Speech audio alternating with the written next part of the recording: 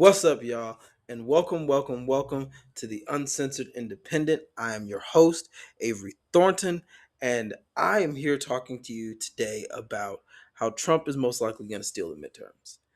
Um, I've been thinking about this for a while, and I finally found a video from Kyle Kulinski, who is my absolute favorite political commentator.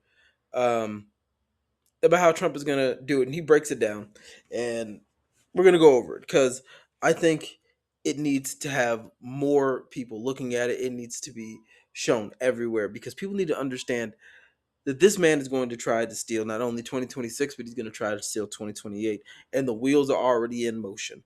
They learned from the mistakes of 2020, and they are going to try to steal 2028 now. This is going to be a wild ride. So sit back, relax. Let's watch this because this is crazy. Okay. Um, for anybody who doesn't know, this guy right here, this guy right here is Kyle Kulinski, and he's about to do the breakdown for us. It is going to be the clearest, most obvious thing that this dude is about, that Donald Trump's about to steal the election. So just watch this. Every Monday night.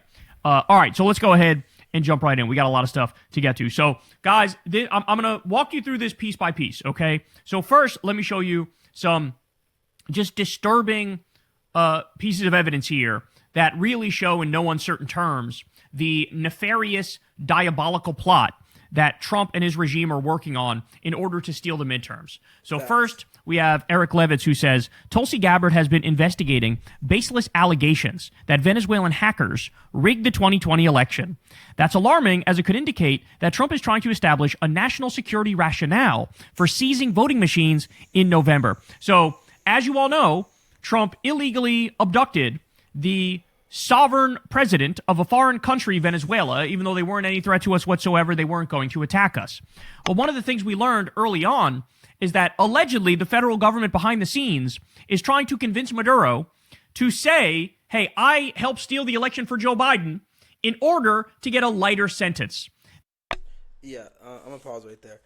So, Tulsi Gabbard, the director of national intelligence, is just, she was, in 2020, she ran as a fucking Democrat. I want everybody to know that. She ran as a fucking Democrat. And now she is a Trump stooge. That's it. A Trump stooge. Investigating false claims of Venezuelan hackers so that Maduro can falsely claim that Joe Biden was trying to steal the 2020 election. Or tried to steal, or they did steal, whatever the fuck. Like, no. It's insane. It's insane. But this is all these guys have so that they can try to steal it because they know if they lose power, they are going to be in jail. Any Democrat worth their salt will be arresting these people. This is Trump's brilliant idea. In the same way he's getting like the well-known liar Ghislaine Maxwell to try to clear his name, even though she's a prolific bullshitter. Oh, shit. I know you can't see it, but right down there. There you go. Secular Talk. Secular Talk is the name of his show, his channel, everywhere. Follow this guy. He tells you the truth. Now he's also going, yeah, let's get the guy who we were just calling a vicious dictator 7 seconds ago. Let's have him say something and pretend like it's gospel.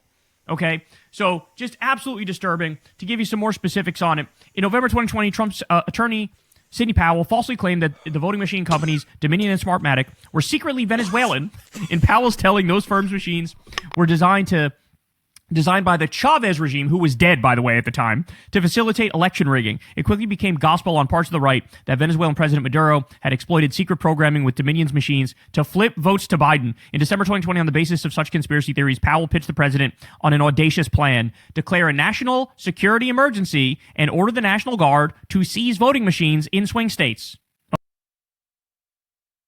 Okay, if you guys don't know who she is, if you guys remember during in 2020 during the Stop the Steal stuff when Trump hired all those crazy crackpot lawyers.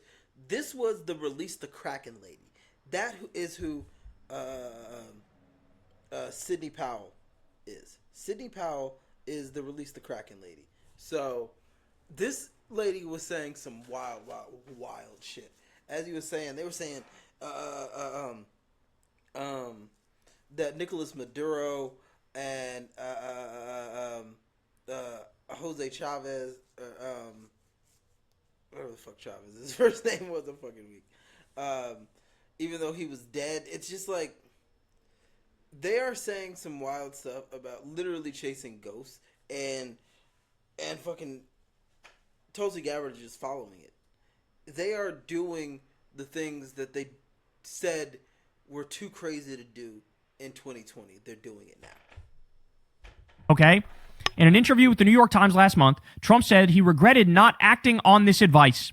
Given the context, Gabbard's presence at the Fulton County raid and her newly revealed search for evidence of Venezuelan hacking in Puerto Rico are alarming.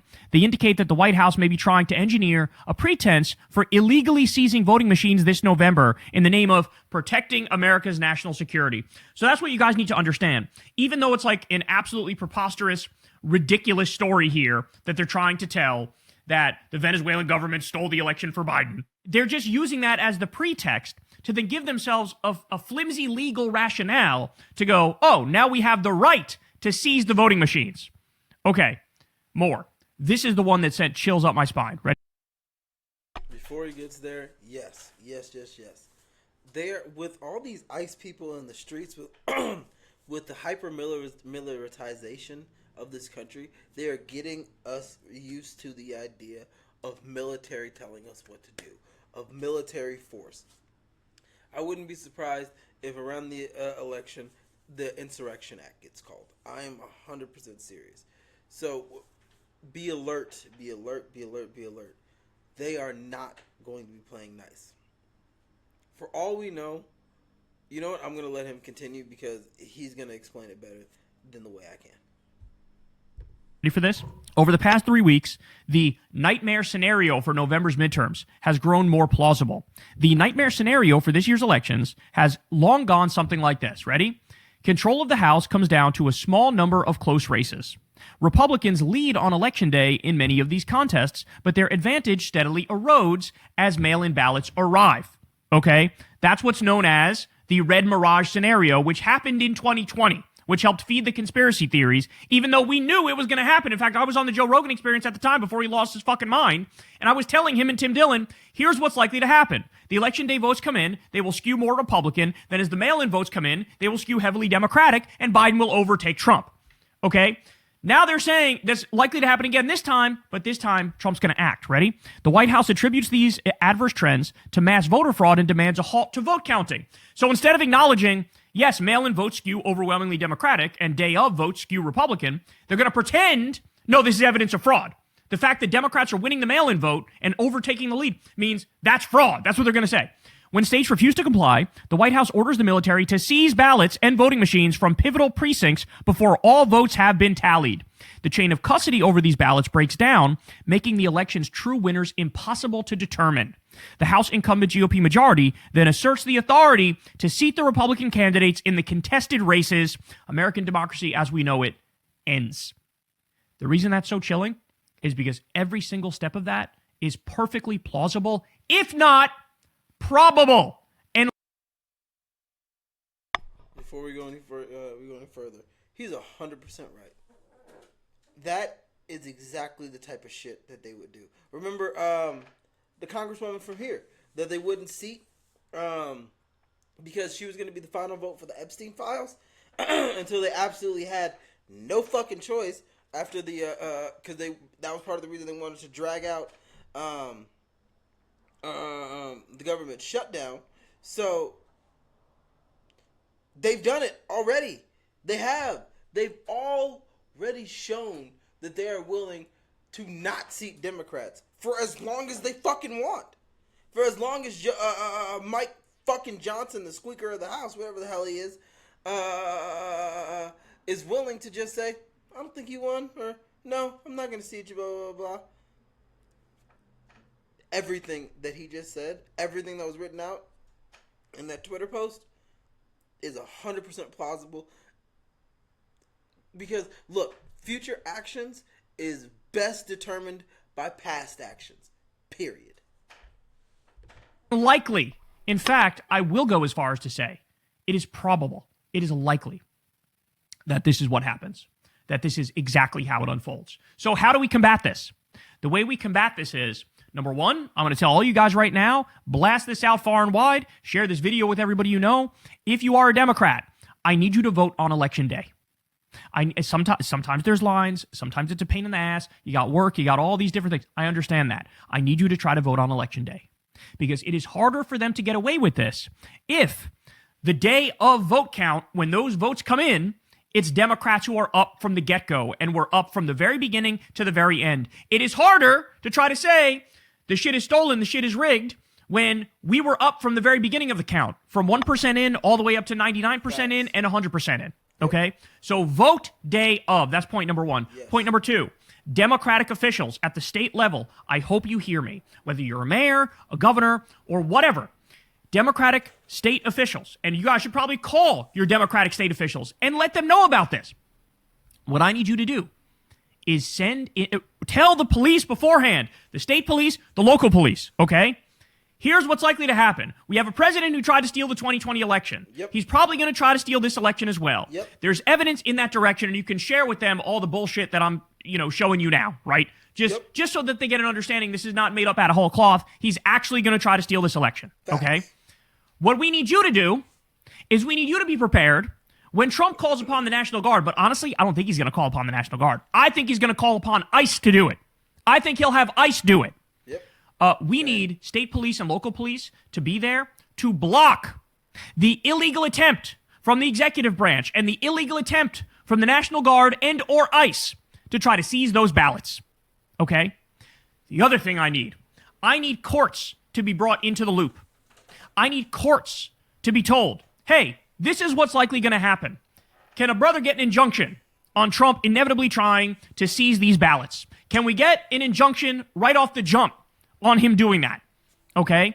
But again, you need to vote on election day. Every Democrat needs to vote on election day. We need to be up from beginning to end. It needs to be too big to rig. All of the Democratic state officials need to know Trump is going to try to do this, and the state police need to be told, and the local police need to be told, you need to block the National Guard and or ICE from trying to do this. Okay? Because they are the ones that are going to be in contravention of the law. No ifs, ands, or buts about it. This is a nefarious, diabolical plot that he's going to try to execute. Okay? I need everybody to wake up. It's happening. It is here. The best predictor of future action is past action. What did Trump try to do in the past? We know he tried to steal the 2020 election. It's a fact. We have Jack Smith, who was investigating the case, who just did his committee hearing, and he testified. And what did he say? If I was allowed to finish my job, Trump would be in prison. I had him dead to rights. There was no doubt whatsoever. I had him pegged beyond a reasonable doubt. That's it. It's over. We would have gotten him. Yeah, a while ago, I wish I had a chance to cover it, but a few weeks ago, Jack Smith testified in front of the House Oversight Committee, and he said he had him dead to rights. He had all the evidence to put Trump behind bars. So if Merrick Garland wouldn't have sat on his ass for 18 months and played softball with Donald Trump and actually did his fucking job, I want you to know right now Donald Trump would be in jail, not president of the United States. Period. We know he tried to do the fake elector slates. Guys, none of this is a stretch. None of this is a reach. There is no gray area here. This is black and white. He tried to steal the election in 2020. He's going to try to do it again in 2026. Okay? And they're already putting their ducks in a row. So you need to share that message. All right. I'm back, y'all.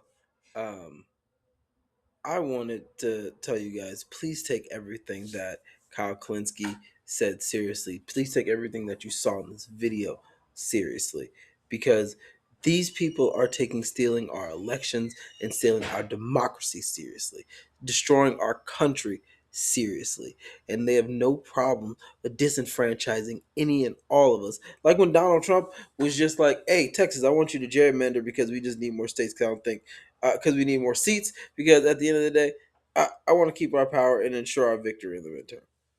Just brazen partisan bullshit. And then the Supreme Court was like, yeah, you can gerrymander for partisan reasons, but thank God that shit is backfiring.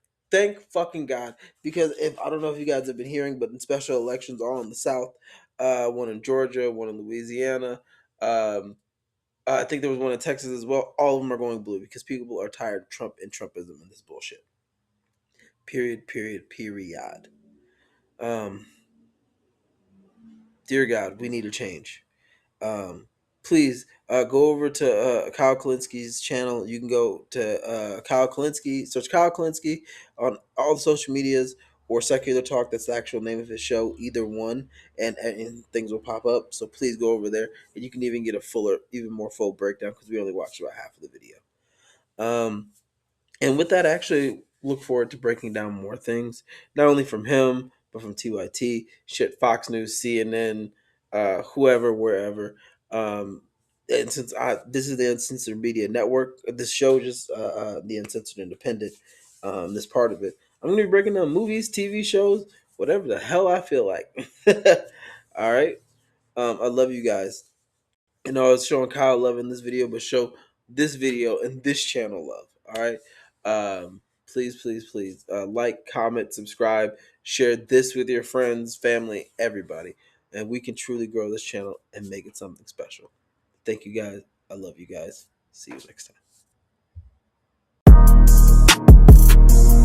time.